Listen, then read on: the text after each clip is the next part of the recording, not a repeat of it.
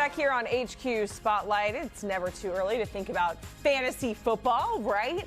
Jamey Eisenberg giving us his top 10 football rookies in terms of fantasy. Ashton Jeanty coming in at number 1, Amari Hampton number 2, Travis Hunter at number 6, Quinshon Judkins. Haley, know that's somebody that you covered for a very long time. Rounding out, I was trying to find any Cowboys on this top list. And 5. None there.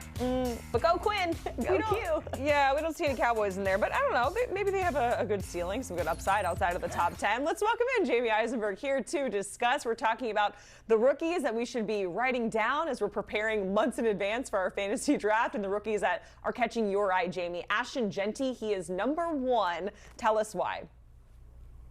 Well, Jacqueline, I think you see the path to success is, just amazing right now. We were talking about a few destinations that were, we were hopeful to see him land in, and this was one of them. Just looking at the Raiders with the new coaching staff, new quarterback, Chip Kelly's going to hopefully do some wonderful things with him. We know Pete Carroll in the history of running backs that he has. You go back to Marshawn Lynch, obviously with Seattle. You look at Reggie Bush when he was at USC, even before he, stepped away from the Seahawks with what he was doing with Ken Walker. So there's a great opportunity here for, one of the premier running backs coming into the league to be special. So he's going to be a first-round pick for me in redraft leagues. He's my number 4 running back coming off the board, behind only at this point, and it may change. He may move up, but behind Bijan Robinson, Jahmyr Gibbs, and Saquon Barkley. I'm that excited about Ashton Jeanty.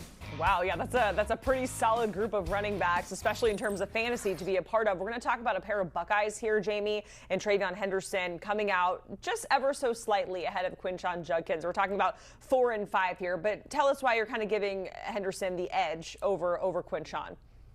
And this is one that could change when we get to training camp. We get a little bit better idea of how these guys are going to be used. But I think, when we talk about running backs, we like guys that catch passes. And Henderson's going to be much more involved in the passing game, especially for Josh McDaniels and Drake May. You look at the receiving corps in New England, they need a special type of playmaker. Stephon Diggs is clearly coming off a torn ACL. He's going to be 32 in November. Kyle Williams, maybe their number 2 receiver, but he's a rookie, and we know it takes some time to acclimate to the NFL at that position. Henderson didn't get a lot of work at Ohio State by comparison to Judkins, who, has an opportunity to be a workhorse there for the Browns, but it's still a little bit more of a crowded backfield there in Cleveland. When they add Dylan Sampson, they still have Jerome Ford. Obviously, Henderson is going to share with Ramondre Stevenson and maybe Antonio Gibson, but I do think what Josh McDaniels has done with pass-catching running backs, going back to his earlier tenure in New England with guys like Shane Vereen and guys like James White, you've seen just a number of guys that have been able to be significant in the role of catching the ball out of the backfield there. So I give them a slight edge, but this one could change easily. So they're almost interchangeable, and they're going to be back-to-back in the top 200 overall. Now we're going to look at just outside of the top 5, looking at number 6, and that brings us to Travis Hunter. It's going to be Trevor Lawrence throwing him the ball when he's on offense, and the opposing quarterbacks potentially throwing it to him when he's playing corner, Jamey. Now I'm curious, if Travis Hunter was strictly a wide receiver, and they've already made it known that he's going to start as a wide receiver, but also, play some snaps on defense and learn the defensive playbook. But if he was strictly a wide out, where would he rank? Would it be 6 or higher? Where would you be on him if that was just his one position that we're looking at? So he's the one that could change, and jump into the top 3 even. We saw last year 2 rookie wide receivers have significant impacts right away in Malik Neighbors and Brian Thomas Jr. And, the one thing that I think you got to look at is those guys went to situations where they could be the number 1 guy. I don't think Hunter is going to be the number 1 receiver for the Jaguars ahead of Brian Thomas Jr. because Thomas, again, was pretty special last year.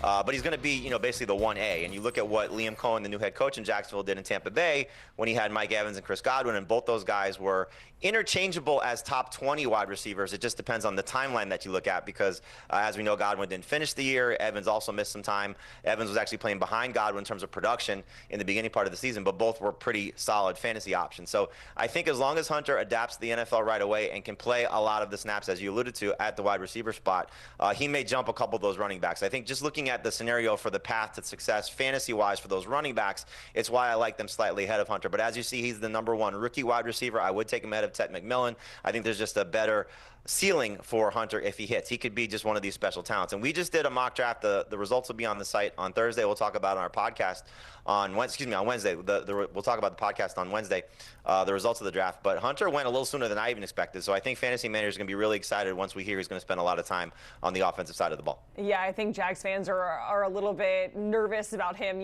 not dedicating all of those reps to the offensive side of the ball. But, we'll have to see what happens. We're going to look at Packers rookie Matthew Golden.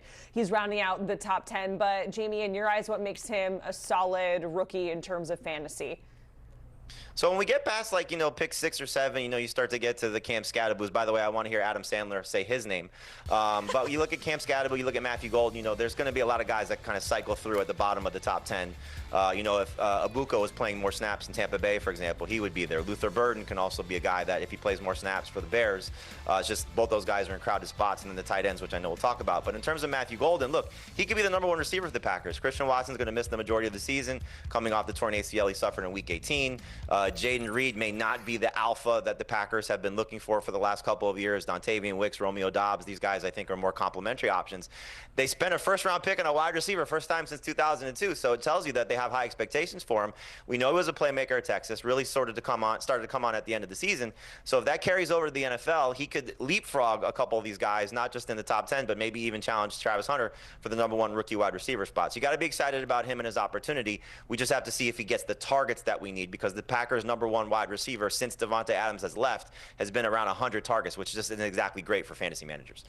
So, Jamey, before we move on to the tight ends, I'm a little bit curious about the #1 overall pick, Cam Ward. He's obviously not in the top 10, but where are you at on him starting for the Titans when you think of all the weapons that he does have, or maybe lack thereof, on offense? Where are you at in terms of fantasy with Cam Ward? Yeah, right now he's number 24 in the quarterback ranking, so not a guy that I'm looking at as a starter in one quarterback league. Someone that you definitely want to take a chance on in those super flex and 2 quarterback formats. But you said it, the lack of weapons there. So we know in terms of prospects, he was the best guy in this class. If he was in last year's class, he might not be drafted in the first round. So there's a lot to prove still. The offense, we'll see how much of it was Will Levis, how much of it is going to be Cam Ward, and maybe just being better for what the Titans want to do. But right now you have Calvin Ridley, who's a 30-plus-year-old wide receiver. Tyler Lockett, who's a 30-plus-year-old wide receiver. We know they drafted some guys. They're going to have to step up and play right away. But it's just not the most talented receiving corps. So by comparison, last year's #1 quarterback, Caleb Williams, stepped into one of the best situations and clearly struggled. So rookie quarterbacks take some time. Not everybody's going to be Jaden Daniels. And so you just have to keep your expectations in check. So, yes, he'll be one of those guys, like I talked about, could creep into the top 10 depending on what you need for your fantasy team when we talk about dynasty rookie-only drafts. But in terms of redraft leagues, he's not going to be a top 10 rookie in terms of where you look at him compared to some of these other guys. All right, so Jamey, let's get to the tight ends, because it's been a long time since we've seen 2 tight ends go inside of the top 15, right? And we saw it with Colston Loveland and then also Tyler Warren, one going to the Bears, the other to the Colts. Who has the best upside between the 2? Who do you have higher expectations for? It's Loveland, but it's close. I think if you were to tell me right now, and I'm sure, as a Gator fan, Jacqueline, we're hoping to see Anthony Richardson improve on the NFL level.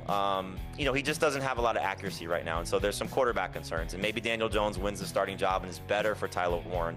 But until we see just better quarterback play out of Indianapolis, I'll lean on Caleb Williams, even in a more crowded situation. I'll lean on Caleb Williams helping Colston Loveland, even in a more crowded situation for Chicago, because they have DJ Moore, they have Romo Dunze, they drafted Luther Burden. So it's a crowded situation. But I think the quarterback and coaching situation in Chicago gives Loveland a little bit of an edge. And clearly the Bears told us what they think of the 2 tight ends. And I think maybe a lot of NFL evaluators, I know our buddy Pete Prisco, like Loveland a little bit better than Tyler Warren as well. So they're both actually ranked as #1 fantasy tight ends for me, 11 and 12 in my rankings. But it's kind of with an asterisk right now, because you want to see how these guys perform in camp. Not a lot of guys come into the NFL and perform like Brock Bowers did. So keep your expectations in check. I think by the end of the season, they could be significant playmakers. But I'll take Loveland slightly ahead of Warren, but neither one cracks the top 10 overall. Yeah, Jamey, I was talking to Pete, and he was saying, hey, with Ben Johnson, I feel like Loveland is going to be the Sam Laporta of that offense, which, I mean, if you're a fantasy manager, that sounds good to us, right? If we bring back up your list, Jamey, the top 10, I'm just curious, because obviously, like, Ashton Jeanty, #1 for a reason. It all depends on situations, right, and how they, play in training camp and all of that stuff and how they perform there. But as a whole, who on this list has the most upside, in your opinion, out of all these guys?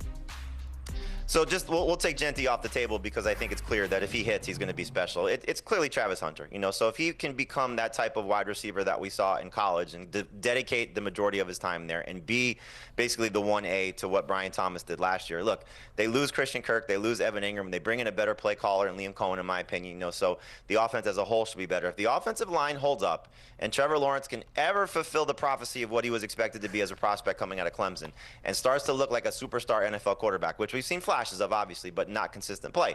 So if he stays healthy, steps up to that level, then we're looking at maybe two of the best wide receivers in the league, one in his second year in Thomas, one in his rookie year in Travis Hunter. So if he hits, he's going to be a dominant force. And so he's going to be one of the biggest risers, I think, in a lot of people's rankings, mine for sure. Right now he comes in at wide receiver 26 overall. He could easily crack the top 20. And this is a similar situation to what happened with Malik Neighbors last year. As the hype continued to build, as we got to training camp, he worked his way into the teens. And so Travis Hunter could do something similar.